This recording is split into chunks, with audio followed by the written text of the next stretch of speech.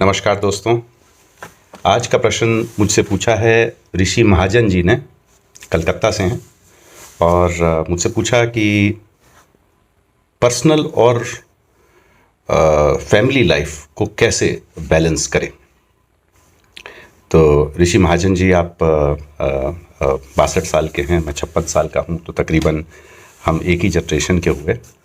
और हमारी जो समस्याएं हैं वो तकरीबन एक जैसी हैं।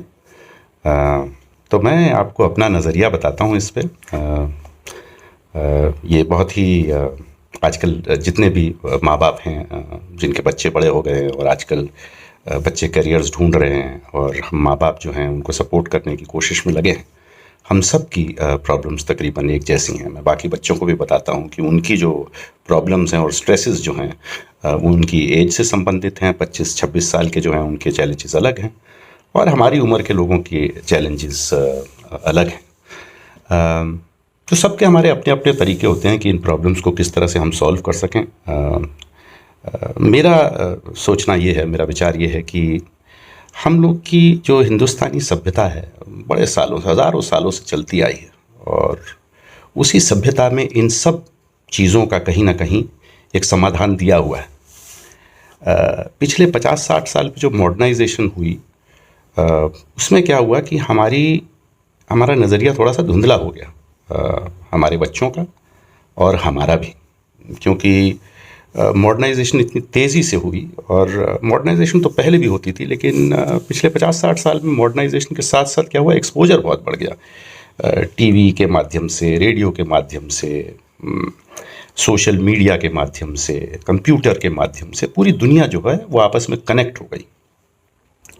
और हमारी हिंदुस्तानी सभ्यता कहीं पे अपने आप को थोड़ी इन्फीरियर समझने लगी। एक तो हमारे को कॉलोनियल हैंगओवर था, हम लोग ब्रिटिश राज्य के जो 200 साल जो अंग्रेज़ों ने हम पे राज किया, एक हमारी स्लेव मेंटालिटी हो गई और हमने कहीं पे ये सोचना शुरू कर दिया कि हम लोग की जो सभ्यता है वो थोड़ी सी प्रोग्रेसिव नहीं है और हम वेस्टर्न सोसाइटी को एप करने लगे, उनको एस्पिरेशनली देखने लगे कि उस सोसाइटी की तरफ हमको जाना है। चाहे वो थी मटेरियल चीज़ों को एक्वायर करने के लिए या थी उनके लाइफस्टाइल को अपनाने के लिए। तो हमने पिछले 50-60 साल में क्या किया कि पूरी हमने अपनी हिंदुस्तानी सभ्यता को थोड़ा सा पीछे रख दिया और वेस्टर्न सभ्यता को एस्पिरेशनली देखने लगे। अब इसमें दो बड़े चेंजेस हुए। एक कि हमारे बच्चे जो थे उन्होंने देखा कि वेस्टर्न सोसाइटी जो है वो बड़ी मॉडर्न है, अलग टाइप के कपड़े पहनती है, अलग टाइप का बिहेवियर है, अंग्रेज़ी में बोलना कितना ज़रूरी है ना। इसमें काफ़ी एक चीज़ें पॉजिटिव भी थी कि ग्लोबल जब सारी कंट्रीज़ की इकोनॉमी जब एक बार मिलने लगी तो सब लोग एक दूसरे से इंटरेक्ट करने लगे और सोशल मीडिया जो था और जो टेलीविज़न था वो लोगों को दूसरे देशों की लाइफस्टाइल समझाने लगा और लोगों को लगने लगा कि उन सोसाइटीज़ की तरह बनना शायद उसी को प्रोग्रेस कहते हैं।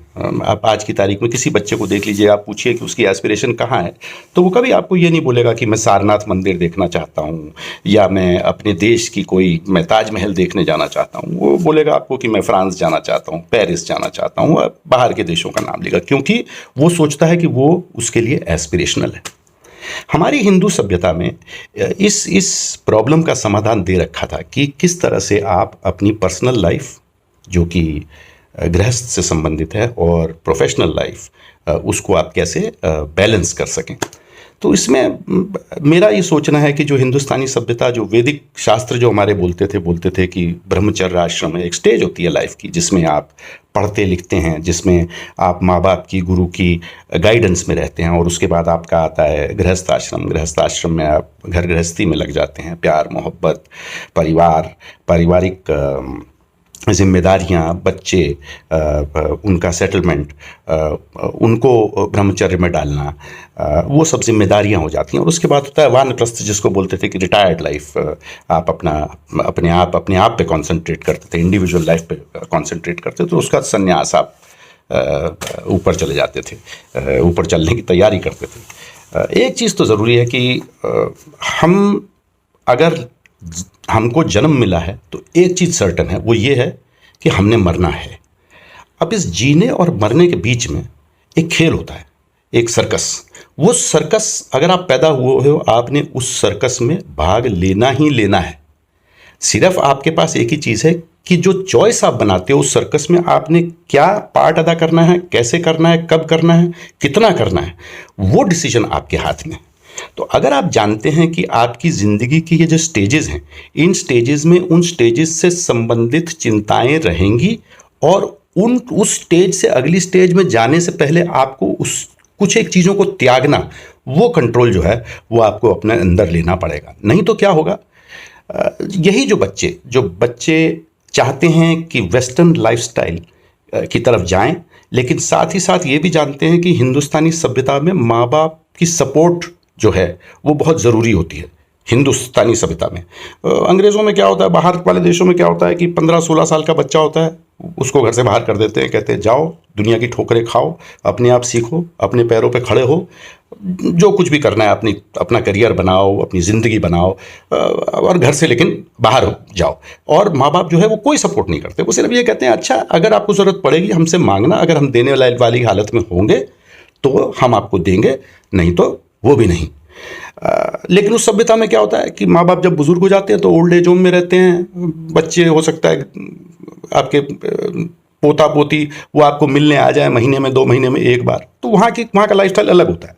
इंडियन लाइफस्टाइल में ये नहीं, हमारा बच्चा जब तक सेटल नहीं करेगा हम उसको सपोर्ट करते रहेंगे। अच्छा, सपोर्ट करने के चक्कर में क्या होता है कि हम उसको सपोर्ट करते रहते हैं, वो इसको अपना इंटाइटलमेंट समझने लगते हैं, और ये आप कितना भी कर लो वो इंटाइटलमेंट आप माँ बाप होने की हैसियत से आप कभी पूरा नहीं कर सकते। बच्चे आजकल इतने समझदार हैं कि उनको पता है कि उनके माँ बाप उनकी कितनी मदद कर सकते हैं, और उसके हिसाब से वो सपोर्ट अपने माँ बाप से उसकी एक्सपेक्टेशन रखते ही रखते हैं। वो चाहते हैं कि वो वेस्टर्न लाइफस्टाइल से जिएं, लेकिन इंडियन लाइफस्टाइल से सपोर्ट अपने माँ बाप की लेते रहें। तो हो सकता है बच्चे आपके घर पे रहें, हो सकता है वो जब तक खुद नहीं समझ जाते, जब तक इंडिपेंडेंट नहीं हो जाते, तब तक वो आपके घर पे रहते रहेंगे, और आप सोचोगे कि ये आपकी जिम्मेदारी है उसको निभाना। माँ बाप होने की हैसियत से आप सोचते हो कि ये आपकी जिम्मेदारी है निभाना, ये रोल माँ बाप का, और वो बच्चे होने के नाते से एक अपनी एंटाइटलमेंट समझते हैं कि मेरा हक बनता है अपने माँ बाप से लेना, जब तक मैं ले सकता हूँ और जब तक आप दे सकते हैं। जिस दिन आपने देना बंद कर दिया उस दिन बच्चे इंडिपेंडेंट होके चले जाएंगे। अब इसमें बुरा भी आप हो सकता है लगे कुछ बच्चों को, और कुछ माँ बाप को भी बुरा लगे कि मैं शायद गलत बोल रहा हूँ, बट ये जो है ये रियलिटी है आजकल की दुनिया में।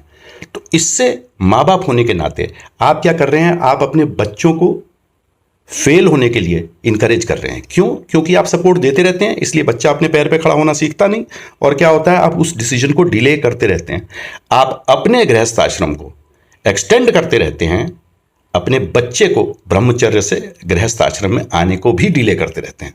तो क्या होता है, दोनों जो चीज़ें हैं वो साथ साथ चलती हैं। उससे क्या होता है कि जितना आप अपने गृहस्थ आश्रम को डिले करते हैं, उतना ही आपका वानप्रस्थ में जाने का, अपना रिटायर्ड लाइफ या अपनी पर्सनल लाइफ उस स्टेज में जाने आपका डिले हो जाता है, और घड़ी तो चलती जा रही है और उम्र तो बढ़ती जा रही है, और एक सडनली एक स्टेज आती है जब आप हल्के से अकेले जब बिस्तर पे लेटे होते हैं तो आप थोड़े से निराश होते हैं कि देखो बच्चे भी चले गए बाहर, वो भी अपने मेरी भी उम्र हो गई 60-65 साल की, 70 साल की, अब तो मेरे पास अपना भी समय नहीं बचा, और मैंने सारी ज़िंदगी है अपने बच्चों के ऊपर व्यतीत कर दी, और अब देखो बच्चे फ़ोन भी नहीं मुझे करते। तो ये जो स्टेट है इसमें गलती आप ही की है, और इस स्टेज से कब निकलना है ये डिसीजन आपका है।